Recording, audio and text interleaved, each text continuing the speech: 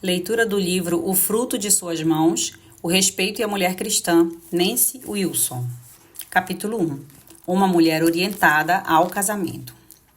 Sabe, porém, isto: nos últimos dias sobrevirão tempos difíceis, pois os homens serão egoístas, avarentos, jactanciosos, arrogantes, blasfemadores, desobedientes aos pais, ingratos, irreverentes, desafeiçoados, implacáveis, caluniadores, sem domínio de si, cruéis, inimigos do bem, traidores, atrevidos, enfatuados, mais amigos dos prazeres que amigos de Deus, tendo forma de piedade, negando-lhe, entretanto, o poder.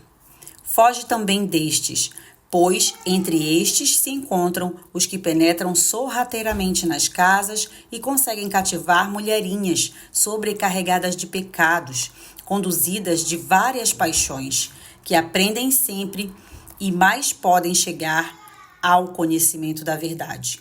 2 Timóteo 3, 1, 7. 1. Mulherinhas.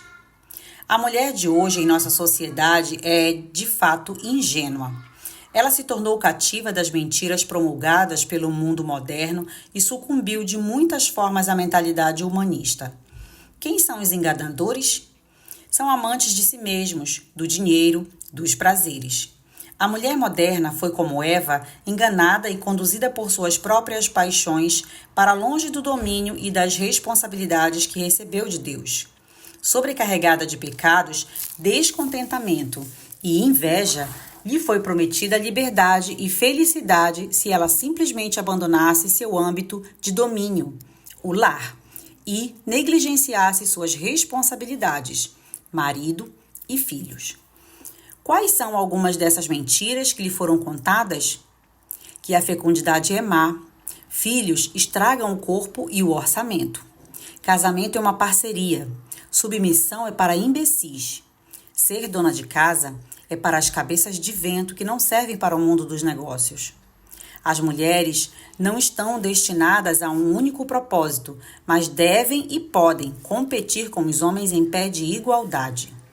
A coisa mais importante é ter uma autoimagem saudável e as suas necessidades mais profundas atendidas. Se essas necessidades não estão sendo atendidas pelo seu marido, procure outra pessoa que as atenda.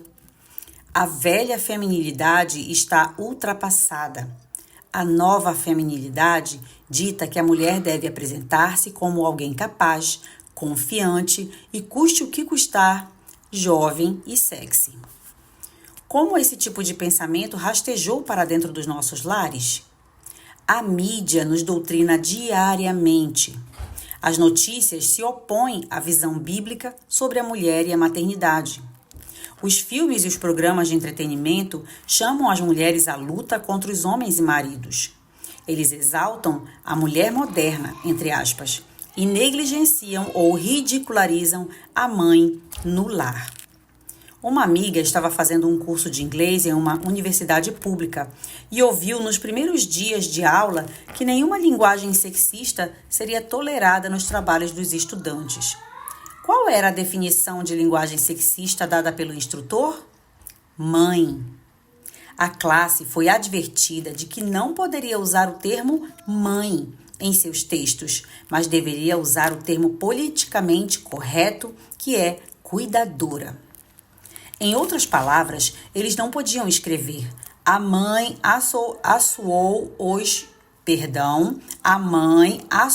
os biscoitos, mas somente a cuidadora assou os biscoitos. A agenda feminista é extremada nas escolas públicas, do jardim de infância até a universidade. É fácil identificar a mulher sem fibra que tem sido desencaminhada por esse desgraçado ensino. Ela sacrificou os filhos e o casamento, seu chamado e responsabilidades em favor de suas próprias paixões. Foi enganada e está enganando a outros.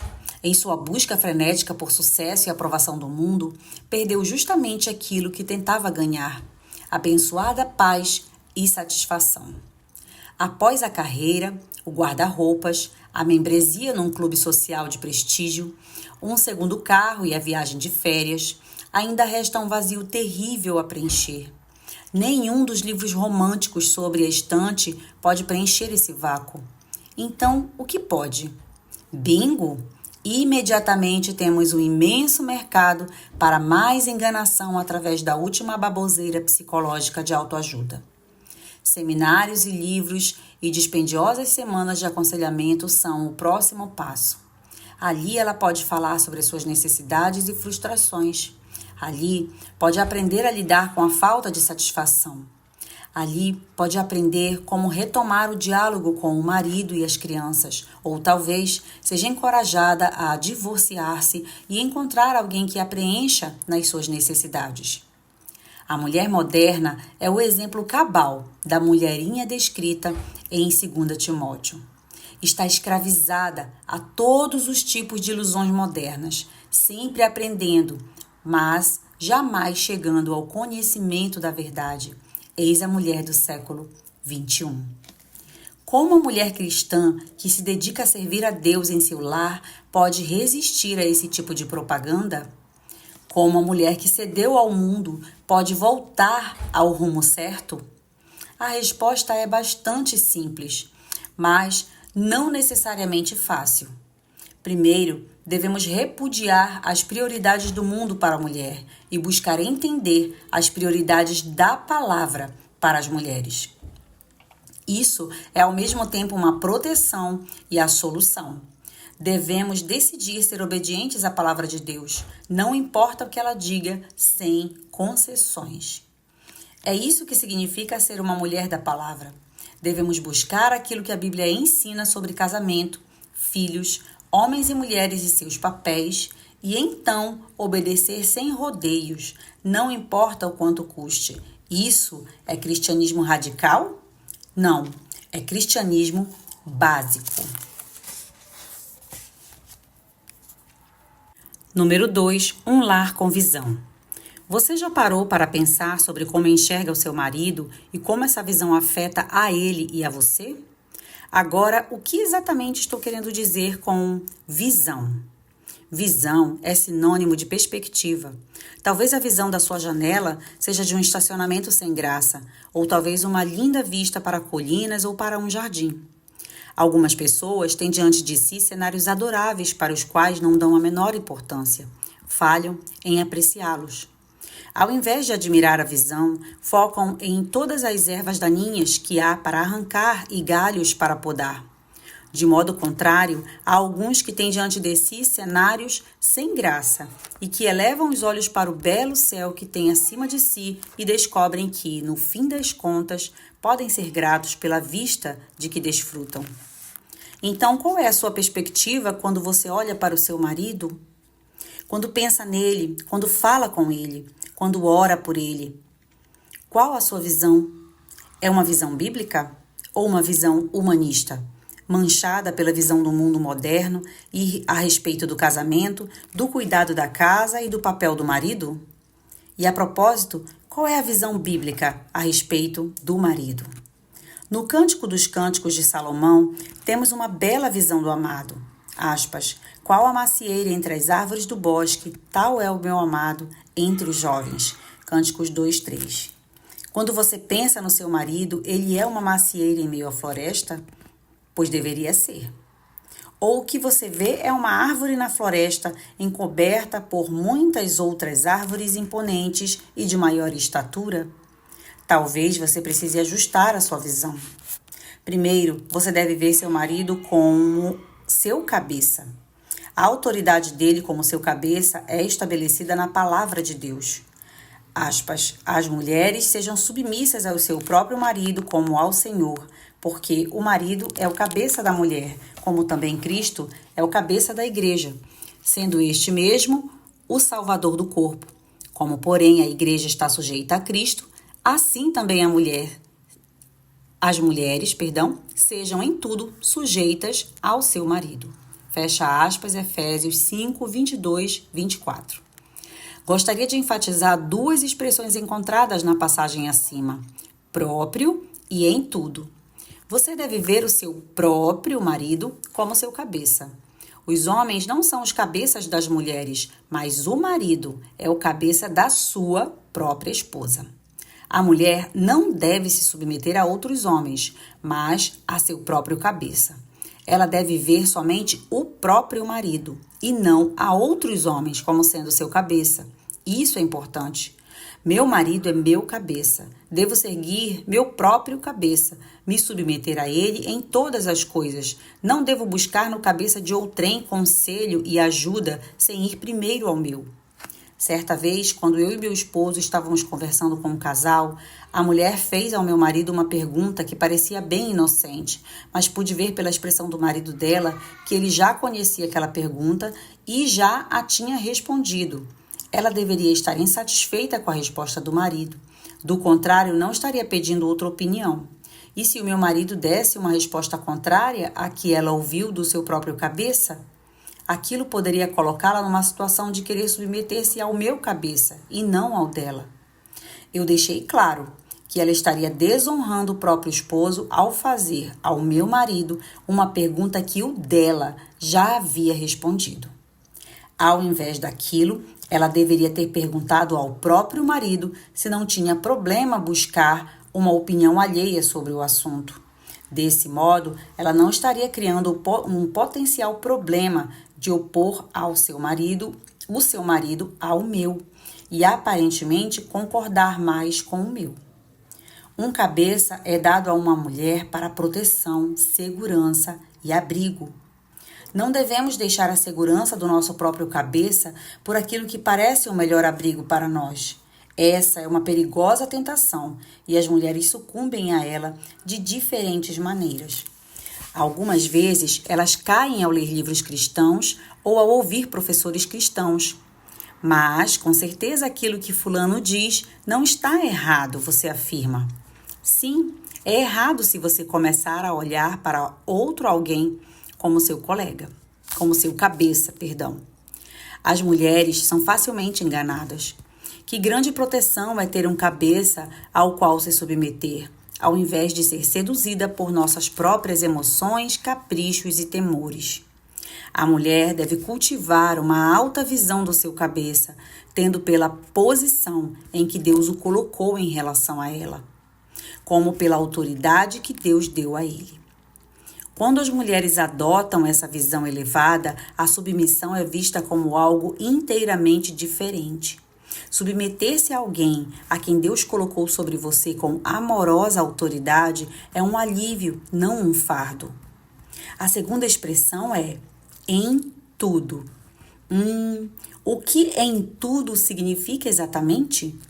Talvez possamos resolver esse dilema examinando o termo original grego. Quando começamos a ver que os mandamentos de Deus para nós resultam em nosso bem e que Ele, em sua divina sabedoria, provido um plano perfeito para o casamento, então nosso temor da submissão irá diminuir. Precisamos ver a submissão ao nosso próprio cabeça como um meio ordenado por Deus para nossa proteção e felicidade. É claro que algumas irão imediatamente pensar nos casos extremos nos quais a submissão seria impossível. Não estou falando sobre submeter-se ao seu marido se ele te diz para violar um mandamento expresso de Deus. Estou falando sobre a submissão do dia a dia. Submissão significa o ato de ser indulgente, condescendente, deferir ou ceder. É algo positivo, não negativo. Devemos obedecer ao nosso próprio marido, como está em Tito 2:5. E isso quer dizer em tudo. Sim, no que se refere ao lar, finanças, disciplina dos filhos, educação, treinamento e assim por diante. O que o seu cabeça pensa sobre essas coisas? Como ele quer que você lide com as situações que surgem? Ele quer que você pergunte aos seus pais, sogros, amigos, presbíteros da igreja ou antes perguntar a ele? Precisamos cultivar uma visão elevada do nosso marido e uma visão elevada da tarefa que ele recebeu de Deus. Comece a ver o seu marido como uma macieira em meio à floresta. Ele é único e Deus preparou uma tarefa especial para que ele execute. Você tem o privilégio de ser a auxiliadora que Deus designou para ele. Tenha uma visão elevada desse seu chamado e uma visão bíblica das responsabilidades associadas a essa vocação. Sua visão irá melhorar à medida que você aplica o ensino de Deus. Seu marido irá apreciar sua obediência e sentir-se livre para viver de acordo com tudo o que Deus chamou para ser. Você irá se encontrar vivendo em um lar com uma vista adorável. Número 3. Verdadeiro ministério. Ter uma visão bíblica da liderança é uma proteção em muitas áreas, incluindo algumas daquelas nas quais as mulheres podem pensar que não precisam de proteção. Considere o papel que as mulheres cristãs mais velhas têm no ministério. A Escritura encoraja as mulheres mais velhas a ensinarem as mais novas a como amar o marido e aos filhos. Tito 2, 3, 4. O que isso significa no século XXI? Com os modernos meios de comunicação e transporte, há limites para o ministério que uma mulher pode desempenhar para com outras mulheres? Quais as bênçãos e os perigos ligados ao ensino de outras mulheres? Em primeiro lugar, perceba que a natureza do ensino na passagem de Tito é muito centrada no lar. Isso não é algo estreito, é algo que dá à mulher um amplo espectro de temas que podem ser abordados. Ensinar mulheres a se dedicarem aos maridos e filhos deve incluir muitos tópicos, variando da santidade pessoal aos métodos de educação. Praticamente qualquer aspecto da fé ensinada nas Escrituras pode ser útil para uma esposa e mãe. Qualquer estudo centrado nas Escrituras pode ser usado como uma ferramenta real, porque uma boa mulher cristã será uma boa esposa e mãe. Mas quais outros princípios são estabelecidos para as mulheres cristãs e podem incidir nessa questão das mulheres no ministério?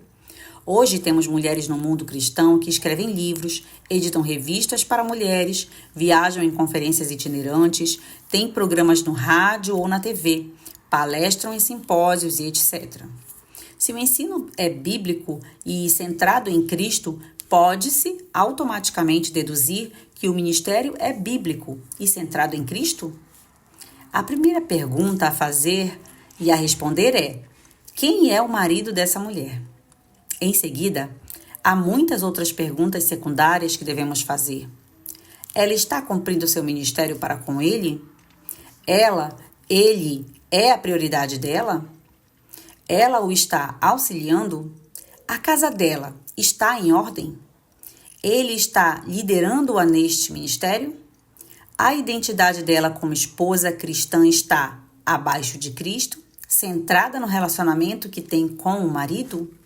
Certamente, se uma mulher é viúva ou solteira, ela pode ter um ministério produtivo, mas ainda precisará de algum tipo de proteção e prestação de contas, que devem ser feitas por meio da igreja. Se a resposta a qualquer das perguntas anteriores for não, então o ministério dela é provavelmente independente do marido, tal como uma carreira própria. Contudo, por ser um ministério cristão, é de algum modo visto como um ministério válido. Em contraste, porque a Escritura ensina que o marido é o cabeça da esposa, a mulher cristã no ministério deve ser vista como estando debaixo da liderança visível do seu esposo. Em outras palavras, o ministério dela deve estar visivelmente ligado ao dele. E isso pode ser grande ajuda para ele, porque o ensino transmitido pela esposa pode ser complemento ao seu trabalho. Ele pode protegê-la e tornar-se demasiadamente comprometida com o serviço fora do lar. Ele pode ver objetivamente se ela está mantendo firme as prioridades. Ele sabe como ela está espiritualmente e se ela sequer está qualificada para ensinar. Ele pode protegê-la de muitas tentações e liderá-la em seu ministério a outras mulheres. Essa proteção é uma bênção. Quando as pessoas ouvem ou leem o ensino dela, esse ensino está organicamente ligado ao cabeça que Deus pôs sobre ela. Isso é obviamente difícil quando o marido está do outro lado do país, ou se o nome dele meramente aparece em letras miúdas na página de dedicatória dos livros. É por isso que eu raramente viajo para falar em conferências de mulheres, mas ao invés disso, falo onde meu marido é convidado a falar. E isso não somente nos mantém juntos, trabalhando como um time, mas ele também está disponível para continuar me liderando e protegendo dentro do contexto do ministério. Meu papel de ensino é apoiar e complementar o ensino dele, não o contrário. Por isso, o meu ministério está visivelmente ligado ao do meu marido e não é visto como uma obra separada. A Escritura ensina que uma esposa é especialmente criada por Deus para ser a auxiliadora do seu marido. A mulher virtuosa é a coroa do seu marido, Provérbios 12:4. Quando uma mulher no ministério consegue êxitos em uma posição de independência do marido, muitas tentações acompanham tal sucesso. Ela será tentada a pôr seu ministério à frente do seu chamado primário para ser esposa e mãe. Será tentada a encorajar a encontrar mais satisfação e gratidão em seu ministério do que em seu chamado para ser esposa.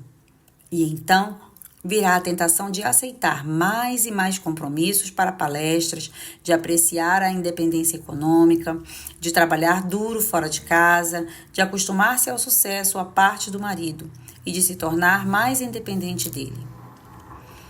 Em alguns casos, a carreira do marido é considerada inferior, por não ser tão lucrativa, de modo que ele deixa o trabalho para administrar o ministério da esposa. Isso é um retrocesso total. Como podemos esperar que Deus abençoe um ministério que está, em essência, sendo liderado por mulheres e auxiliado pelos maridos? Isso é especialmente trágico quando a carreira da esposa leva o nome de cristã e dedica-se a ensinar como ser uma esposa centrada no lar. As mulheres têm estado com frequência vulneráveis ao engano e, frequentemente, elas enganam a si mesmas. Aquelas que sacrificam seu próprio lar enquanto ensinam outras mulheres a serem esposas respeitosas e submissas têm sido enganadas e estão enganando a outras. Isso termina se tornando visível quando a questão chega ao divórcio. Ela derribou sua casa com suas próprias mãos. Provérbios 14:1. Quando chega a se dar conta da armadilha na qual se meteu, normalmente é tarde demais. Desistir e voltar para casa seria um escândalo público. Confessar abertamente esse pecado seria humilhante. Pedir ajuda para a admissão de fraqueza, encerrar o ministério poderia deixar outras mulheres ou homens sem emprego. Ela percebe que os custos são altos demais, então continua a viver a mentira. A igreja hoje precisa de ensino piedoso para as jovens mulheres. E isso deve vir de mulheres mais velhas e piedosas, mas estas precisam primeiro ser submissas à Escritura e ao próprio marido. Assim, em um contexto no qual o marido é honrado, elas são protegidas das ciladas e tentações do ministério. Continuamos no próximo capítulo.